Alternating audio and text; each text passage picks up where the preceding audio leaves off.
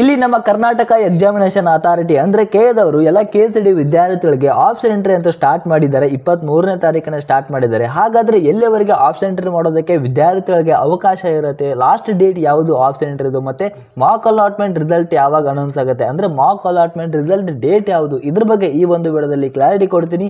ಅದಕ್ಕಿಂತ ಮುಂಚೆ ಈ ಒಂದು ವಿಡಿಯೋಗೆ ಒಂದು ಲೈಕ್ ಕೊಟ್ಟು ಸಬ್ಸ್ಕ್ರೈಬ್ ಮಾಡೋದನ್ನ ಮಾತ್ರ ಮರಿಬೇಡಿ.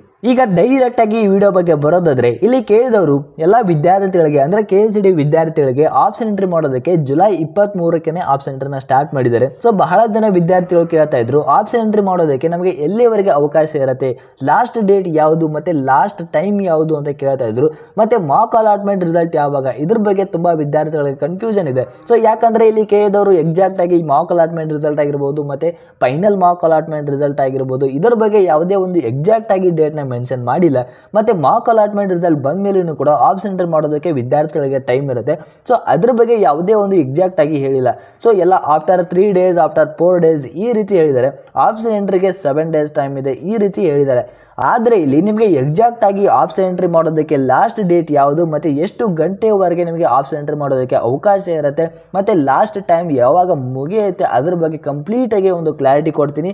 ಅದರ ಜೊತೆಗೆ ಇಲ್ಲಿ ನಿಮಗೆ ಈಗ ಬಂದಿರುವಂತಹ ಶೆಡ್ಯೂಲ್ ಏನಿದೆ ಆ ರೀತಿ ನಿಮಗೆ ಅದು ರಿಯಲ್ ಶೆಡ್ಯೂಲ್ ಅಲ್ಲ, ಅದು ನಿಮಗೆ ಒರಿಜಿನಲ್ ಶೆಡ್ಯೂಲ್ ಯಾವ ರೀತಿ ಇರುತ್ತೆ ಅಂತ ಈ ವಿಡಿಯೋದಲ್ಲಿ ತಿಳಿಸ್ಕೊಡ್ತೀನಿ. ಸೊ ವಿಡಿಯೋನ ಕಂಪ್ಲೀಟ್ ಆಗಿ ವಾಚ್ ಮಾಡಿ. ಅದಕ್ಕಿಂತ ಮುಂಚೆ ಚಾನಲ್ಗೆ ಸಬ್ಸ್ಕ್ರೈಬ್ ಮಾಡ್ಕೊಂಡಿಲ್ಲ ಅಂದರೆ ಪ್ರತಿಯೊಬ್ಬರು ಕೂಡ ಸಬ್ಸ್ಕ್ರೈಬ್ ಮಾಡ್ಕೊಳ್ಳಿ. ಹಾಗೆ ಈ ಒಂದು ವಿಡಿಯೋಗೆ ಒಂದು ಲೈಕ್ ಕೊಟ್ಬಿಟ್ಟೇ ವಿಡಿಯೋ ನೋಡೋದಕ್ಕೆ ಸ್ಟಾರ್ಟ್ ಮಾಡಿ. ಯಾಕಂದರೆ ನೀವು ಕೂಡ ಒಂದೇ ಒಂದು ಲೈಕ್ ಮುಂಚೆ ಸಬ್ಸ್ಕ್ರೈಬಿಂದ ನಿಮಗೆ ಇದೇ ರೀತಿ ಕಂಟಿನ್ಯೂಸ್ ಆಗಿ ಅಪ್ಡೇಟ್ನ ಕೊಡ್ಬೋದಾಗಿರುತ್ತೆ. ಇಲ್ಲಿ ನೋಡಿ ನಮಗೆ ಕರ್ನಾಟಕ ಎಕ್ಸಾಮಿನೇಷನ್ ಅಥಾರಿಟಿ ಕಡೆಯಿಂದ ಒಂದು ಶೆಡ್ಯೂಲ್ನ ರಿಲೀಸ್ ಮಾಡಿದ್ರು. ಇಲ್ಲಿ ನೀವು ಸ್ಕ್ರೀನ್ ಮೇಲೆ ನೋಡ್ಬೋದು. ಸೊ ಈ ರೀತಿಯಾಗಿ ನಿಮಗೆ ಒಂದು ಶೆಡ್ಯೂಲ್ನ ರಿಲೀಸ್ ಮಾಡಿದ್ದಾರೆ. ಆದರೆ ನಿಮಗೆ ಈ ರೀತಿಯಾಗಿ ಶೆಡ್ಯೂಲ್ ಬರಲ್ಲ.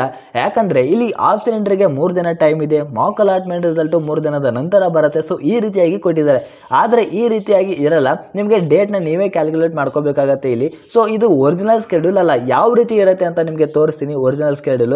ಅದಕ್ಕಿಂತ ಮುಂಚೆ ಇಲ್ಲಿ ಆಪ್ಷನ್ ಎಂಟ್ರಿ ಲಾಸ್ಟ್ ಡೇಟ್ ಯಾವಾಗ, ಎಷ್ಟು ಗಂಟೆವರೆಗೆ ನಿಮಗೆ ಆಪ್ಷನ್ ಎಂಟ್ರಿ ಮಾಡೋದಕ್ಕೆ ಅವಕಾಶ ಇರುತ್ತೆ, ಯಾವ ಟೈಮ್ಗೆ ಟೈಮ್ ಆಫ್ ಆಗುತ್ತೆ ಅದ್ರ ಬಗ್ಗೆ ಕ್ಲಾರಿಟಿ ಕೊಡ್ತೀನಿ. ನೀವು ಆಪ್ಷನ್ ಎಂಟ್ರಿ ಲಾಸ್ಟ್ ಡೇಟ್ ಬಗ್ಗೆ ತಿಳ್ಕೋಬೇಕು ಅಂತ ಹೇಳಿದ್ರೆ ಸೊ ಇಲ್ಲಿ ಆಪ್ಷನ್ ಎಂಟ್ರಿ ಪೇಜ್ ನ ಓಪನ್ ಮಾಡ್ಕೊಳ್ಳಿ. ನಿಮಗೆ ಈ ರೀತಿಯ ಒಂದು ಪೇಜ್ ಶೋ ಆಗುತ್ತೆ.